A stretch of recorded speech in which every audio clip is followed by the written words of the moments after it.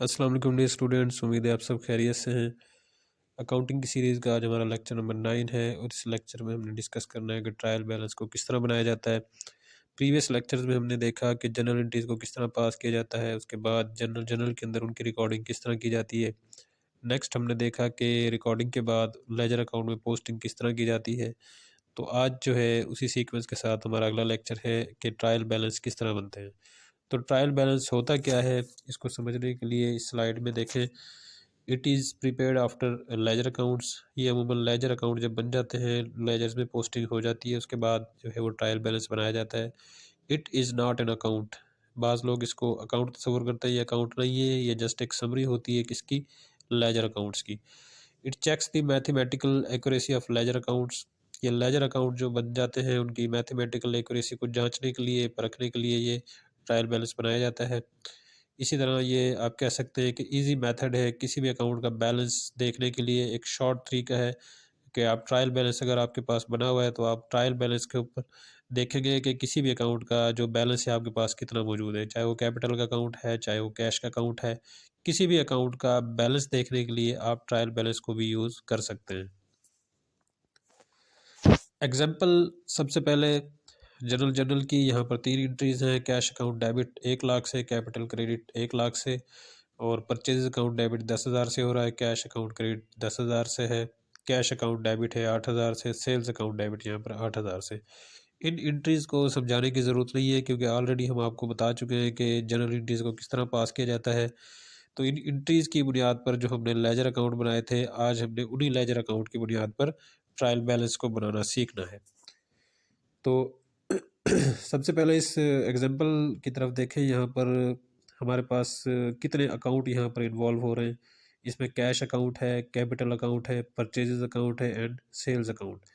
यानी 3 मुख्तलिफ डेट्स में जो यहाँ पर ट्रांजेक्शन्स अकर हुई है उनमें 4 अकाउंट यहाँ पर यूज़ हो रहे हैं। तो 4 लेजर अकाउंट यहाँ पर हम बनाएंगे। लेजर अकाउंट में इनकी पोस्टिंग होगी। तो लेजर अकाउंट में पोस्टिंग किस तरह होती है वो ऑलरेडी हम आपको बता चुके हैं। मज़ीद देख लें कि फ़र्ज़ करें हमने कैश अकाउंट का जो है वो लेजर अकाउंट में पोस्टिंग करनी है। तो पोस्टिंग करने के लिए हमने देखना है कि कैश यहाँ पर डेबिट हो रहा है 1 लाख से, तो हमने लेजर अकाउंट के अंदर भी उसको डेबिट करना है, लेकिन कैश अकाउंट से डेबिट नहीं करेंगे। हम उसको उसके रेसिप्रोकल अकाउंट जो उसके बिल्कुल सामने वाला अकाउंट है, जिस तरह यहाँ पर कैपिटल अकाउंट है तो कैपिटल अकाउंट लिखने के लिख कर पर्टिकुलर्स में उसके बाद हमने डेबिट अमाउंट को लिखना है। देखिए कैश यहाँ पर डेबिट हो रहा है 1 लाख से, तो ये कैश अकाउंट है। यहाँ पर कैपिटल अकाउंट लिखा हुआ है, पर्टिकुलर्स में डेट लिखी हुई है February 1, तो अमाउंट आगे लिखी हुई है 1 लाख। इसी तरह तीनों एग्जांपल्स के अंदर कैश जहाँ पे इन्वॉल्व हो रहा है, कैश को डेबिट लिखेंगे और जहाँ पर वो डेबिट है, कैश को क्रेडिट लिखेंगे क्रेडिट साइड पे जहाँ पर वो क्रेडिट हो रहा है, लेकिन आपने वहाँ पर्टिकुलर्स में नाम जो देना है वो उसके बिल्कुल सामने वाले अकाउंट को देना है। यानी जो अगर फ़र्ज़ करो कैश डेबिट हो रहा है तो जो क्रेडिट हो रहा है अकाउंट उसको पोस्टिंग करते हुए उसका नाम वहाँ पर लिखना है, जिस तरह हमने यहाँ पर कैपिटल अकाउंट का लिखा है। तो ट्रायल बैलेंस बनाने के लिए कैश अकाउंट का लेजर अकाउंट यहाँ पर हमने पोस्टिंग कर दी है। ट्रायल बैलेंस बनाने के लिए यहाँ पर क्या करना है कि हमने डेबिट और क्रेडिट साइड दोनों को टोटल कर लेना है। तो यहाँ पर देखें, डेबिट साइड देखें तो 1 लाख और 8,000 है और क्रेडिट साइड पर सिर्फ परचेजेस हैं 10,000।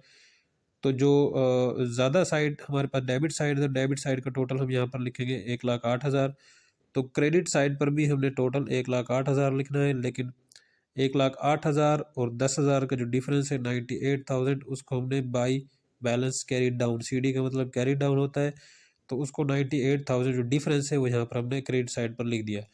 अब दोनों साइडें बराबर है, डेबिट और क्रेडिट साइड, 1,08,000 से 1,08,000 से। इसी तरह जो यहाँ पर सेकंड अकाउंट हमारे पास कैपिटल अकाउंट है कि तीनों एंट्रीज के अंदर कैपिटल एक दफ़ा यहाँ पे आ रहा है, तो इसी तरह कैपिटल का लेजर अकाउंट बन जाएगा। ये जिस तरह कैश अकाउंट हमने बनाया है, कैश का लेजर अकाउंट बनाया है, इसी तरह कैपिटल का लेजर अकाउंट बन जाएगा। जो डिफरेंस होगा, जिस तरह यहाँ पर डेबिट साइड पर डिफरेंस लिखा है, बैलेंस कैरी डाउन 1 लाख से, तो इसी तरह बिल्कुल परचेजेस अकाउंट है, परचेजेस अकाउंट का भी डेबिट या क्रेडिट बैलेंस जो है वो हम निकाल लेंगे कि जिस तरह यहाँ पर डेबिट साइड पर परचेजेस है 10,000 से, तो क्रेडिट साइड पर कोई नहीं है, तो यहाँ पर बैलेंस कैरी डाउन 10,000 से हमने टोटल कर लिया दोनों साइड पर। उसके बाद जो है हमारे पास सेल्स अकाउंट है। सेल्स अकाउंट जो है हम करेंगे बिल्कुल उसी तरह लेजर अकाउंट इसका बनाएंगे कि कैश सेल्स क्रेडिट हो रहा है तो कैश अकाउंट से हमने उसको क्रेडिट कर दिया 8,000 से। इसी तरह बैलेंस कैरी डाउन हम डेबिट साइड पर लिखेंगे 8,000, तो ये दोनों डेबिट और क्रेडिट साइड दोनों बराबर हो गई यहाँ पर। अच्छा, चारों अकाउंट का जो है हम यहाँ पर लेजर अकाउंट में पोस्टिंग उनकी कर चुके हैं। आज का जो हमारा टॉपिक था वो था ट्रायल बैलेंस का। तो लेजर अकाउंट में पोस्टिंग करने के बाद उनका टोटल करने के बाद बैलेंस कैरी डाउन निकालने के बाद हमने ट्रायल बैलेंस बनाना है। तो ये इसका यहाँ पर फॉर्मेट है। सीरियल नंबर, नेक्स्ट कॉलम में पर्टिकुलर्स या बाज बुक्स में लिखा होता है नेम ऑफ अकाउंट। उसके बाद लेजर फोलियो नंबर यहाँ पर होता है, क्योंकि लेजर अकाउंट के बाद ये ट्रायल बैलेंस बनता है। इस तरह डेबिट अमाउंट और क्रेडिट अमाउंट। सीरियल नंबर का मतलब ये होता है कि हम जितनी भी लेजर्स हमारे पास लेजर अकाउंट मौजूद हैं उनकी टोटल तादाद, यानी जनरल एंट्रीज पास करने के बाद अगर जो हमारे पास लेजर अकाउंट जितने भी मौजूद हैं उनका टोटल यहाँ पर नंबर सीरियल वाइज लिखा जाता है। यानी यहाँ पर हमारे पास 4 लेजर अकाउंट इन्वॉल्व हो रहे हैं, तो 1 2 3 4 यहाँ पर हमने लिखा है और आगे उनके नाम लिखे हुए हैं पर्टिकुलर्स। कैश अकाउंट जो लेजर अकाउंट बना है हमारे पास, कैपिटल का बना है, परचेज का बना है और सेल्स का बना है। अमाउंट यहाँ पर किस तरह लिखी जाएगी, कैश की तरफ देखें। कैश का जो लेजर अकाउंट है, यहाँ पर कैश का जो अकाउंट का जो बैलेंस है हमारे पास डेबिट बैलेंस है, क्योंकि क्रेडिट साइड पर हमने बैलेंस कैरी डाउन लिखा है। तो कैश का जो डेबिट बैलेंस है, डिफरेंस यहाँ पर लिखेंगे कितना है 98,000 का। यानी कैश जो हमारे पास पड़ा हुआ है वो 98,000 है। 98,000 का जो डेबिट बैलेंस है वो यहाँ पर हमने डेबिट साइड पर लिखना है, क्योंकि डेबिट साइड ज़्यादा थी कैश अकाउंट की, तो इसलिए ट्रायल बैलेंस के अंदर हमने कैश को डेबिट साइड पर लिखा 98,000 से, 98,000 से। उसके बाद कैपिटल अकाउंट है, ये यहाँ पर कैपिटल अकाउंट है। कैपिटल अकाउंट हमारे पास क्रेडिट साइड पर 1,00,000, डेबिट साइड पर कुछ नहीं था, हमने बैलेंस कैरी डाउन लिखकर इसको बराबर किया था। तो कैपिटल अकाउंट का हमारे पास क्रेडिट होगा 1,00,000 से। तो कैपिटल क्रेडिट बैलेंस हमारे पास मौजूद है, तो ट्रायल बैलेंस के अंदर भी इसको हम क्रेडिट साइड पर लिखेंगे 1,00,000। ये देखें सेकंड नंबर पर कैपिटल क्रेडिट बैलेंस का लिखा हुआ है 1,00,000।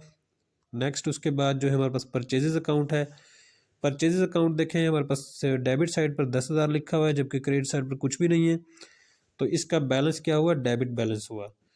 तो ट्रायल बैलेंस के अंदर हम डेबिट साइड पर परचेजेस के सामने लिखेंगे 10,000 रुपये, क्योंकि परचेजेस का हमारे पास डेबिट बैलेंस है, या आप कह सकते हैं परचेजेस की डेबिट साइड ज़्यादा है। तो ये ट्रायल बैलेंस जो है यहाँ पर परचेज की 10,000 हमने यहाँ पर लिखा है डेबिट साइड पर। इसी तरह सेल्स अकाउंट है। सेल्स अकाउंट कैश अकाउंट से क्रेडिट हो रहा है यहाँ पर 8,000 और बैलेंस कैरी डाउन लिखकर 8,000 हमने इसको बराबर किया था। तो कैश का सेल्स का भी जो यहाँ पर बैलेंस है वो क्रेडिट बैलेंस है, तो सेल्स के सामने क्रेडिट साइड पर हम 8,000 लिखेंगे। तो ये सेल्स जो है वो 8,000 क्रेडिट साइड पर लिखा है।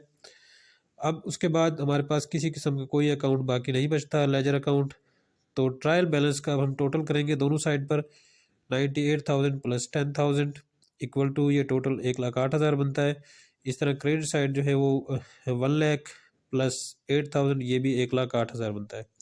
अब डेबिट और क्रेडिट साइड हमारे दोनों टैली कर गई है, दोनों बराबर हो गई। इसका मतलब है कि हमने लेजर अकाउंट में जो पोस्टिंग की थी वो बिल्कुल करेक्ट थी।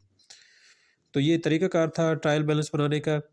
उम्मीद है आपको समझ आ गया होगा। अगर इसमें कोई आपके क्यूरी है, आपके जहन में कोई बात समझ नहीं आई, तो आप कमेंट सेक्शन में पूछ सकते हैं। Thank you.